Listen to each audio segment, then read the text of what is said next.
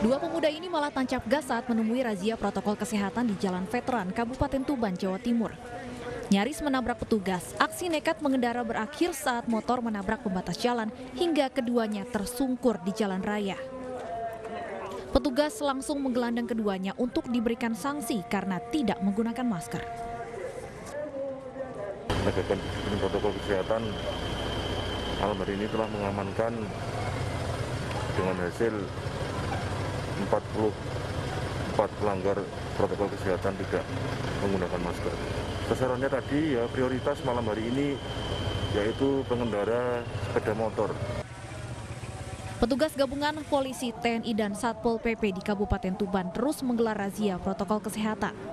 Sejumlah kafe dan warung kopi di kawasan Kecamatan Tuban Kota juga turut dirazia. Hasilnya, petugas membubarkan kerumunan pemuda dan meminta mereka untuk pulang. Dari Tuban, Jawa Timur, Pipit Wibawanto, iNews melaporkan.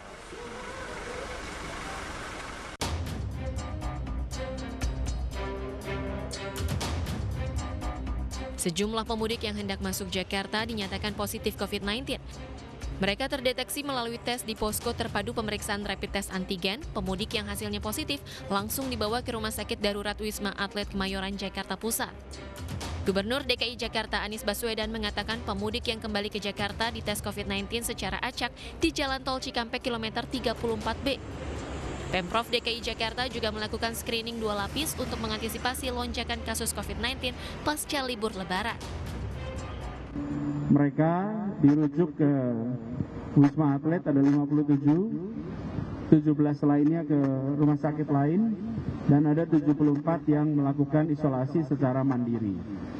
Jadi, walaupun angka prosentasenya kecil, adalah 148 dari 22.000, tapi jika mereka tidak terdeteksi, maka akan menjadi carrier yang bisa menularkan kepada masyarakat yang lain. Puluhan pemudik dirujuk ke Wisma Atlet, sedangkan sisanya pemudik COVID dirujuk ke tempat lain karena berasal di luar wilayah hukum Polda Metro Jaya.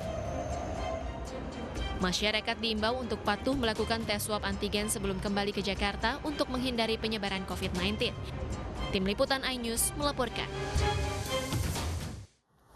Terima kasih Anda masih bersama kami, pemirsa. 1 orang meninggal dunia dan puluhan lainnya terluka saat sebuah bus terjun dan terguling ke sungai di Palangkaraya, Kalimantan Tengah. Diduga kecelakaan tunggal terjadi karena cuaca dan supir yang diduga tidak memahami medan.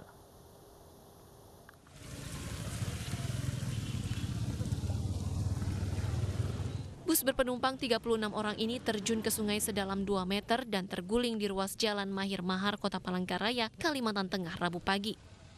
Kecelakaan terjadi saat bus sedang dalam perjalanan dari Kabupaten Lamadau menuju Terminal Bus Palangkaraya.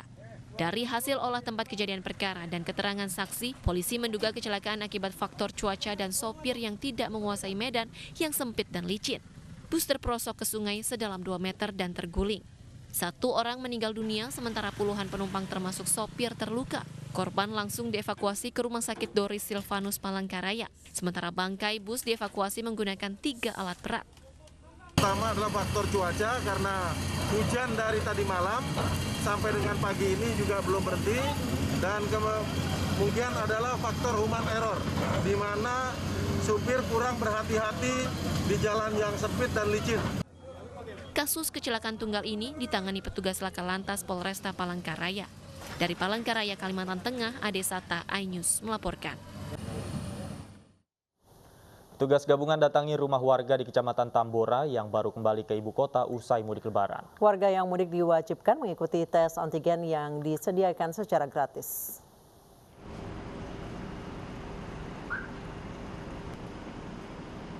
Warga yang kembali ke ibu kota pasca mudik Lebaran diimbau untuk melakukan tes antigen COVID-19. Petugas gabungan dari Kecamatan dan Polsek Tambora mendatangi satu persatu warga yang mudik Lebaran untuk memastikan mereka bebas COVID-19. Kegiatan ini dilakukan untuk mengantisipasi potensi penyebaran COVID-19 oleh warga yang baru melakukan perjalanan keluar kota. Untuk melakukan swab antigen maupun PCR kepada para warga masyarakat yang baru kembali dari kampung halaman. Tujuannya adalah untuk memutus mata rantai penyebaran virus corona, di mana seperti kita ketahui bahwa setelah pelaksanaan libur panjang maupun pelaksanaan mudik lebaran, kecenderungannya akan meningkat. Selama 3 hari kegiatan ini digelar, 172 warga Kecamatan Tambora telah mengikuti tes antigen gratis dan seluruhnya dinyatakan non-reaktif COVID-19. Posko tes antigen gratis masih akan tersedia selama 1 pekan ke depan untuk mengantisipasi jika masih ada warga yang kembali dari luar kota. Dari Jakarta, Nitya Azahra dan Di Bernadi, iNews melaporkan. 3 calon penumpang pesawat di Bandara Internasional Jenderal Ahmad Yani Semarang kedapatan membawa surat antigen palsu. Sementara di alun-alun Lamongan, Jawa Timur, 1 keluarga juga diamankan petugas karena membawa surat bebas antigen palsu.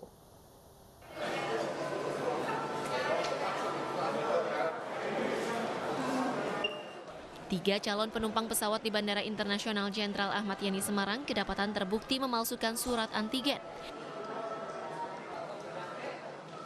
Kecurigaan petugas validasi kantor kesehatan pelabuhan KKP Bandara Semarang bermula ketika salah seorang penumpang menunjukkan surat antigen dengan penunjuk waktu yang mencurigakan.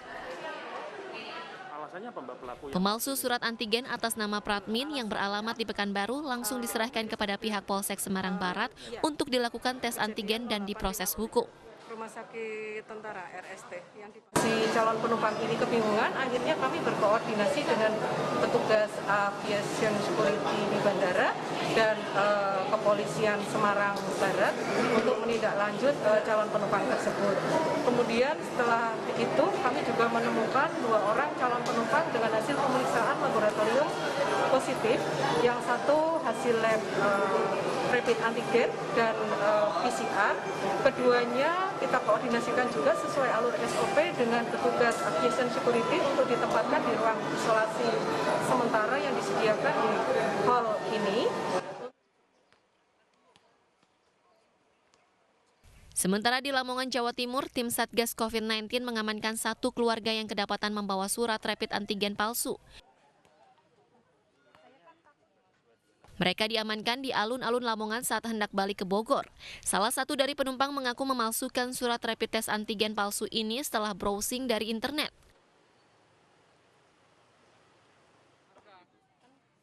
Pemeriksaan bagi pemudik di kawasan alun-alun Lamongan akan terus digelar petugas mengantisipasi persebaran COVID-19 pasca arus balik Lebaran.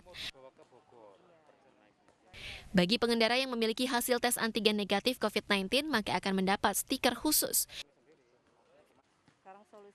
Dari Lamongan, Abdul Wahid, Tim Liputan iNews melaporkan. Pemirsa, kasus COVID-19 di Indonesia masih terus bertambah. Hingga siang tadi tercatat jumlah penambahan sebanyak 4.871 kasus baru di Indonesia. Berdasarkan data Satgas Penanganan COVID-19 hari ini tercatat sudah 1.753.101 kasus terkonfirmasi dan 1.616.603 diantaranya sembuh. Sementara total yang meninggal dunia hingga saat ini mencapai 48.669 orang. Pemirsa, tetap jaga protokol kesehatan dengan selalu menerapkan 5M, memakai masker, menjaga jarak, mencuci tangan, menjauhi kerumunan, dan membatasi diri untuk bepergian. Dan usai sudah kebersamaan kita dalam iNews sore hari ini, mewakili teman-teman yang bertugas, saya Anissa Dasuki. Dan saya Davi Pratama pamit undur diri. Terima kasih atas kebersamaan Anda. Selamat sore dan sampai jumpa.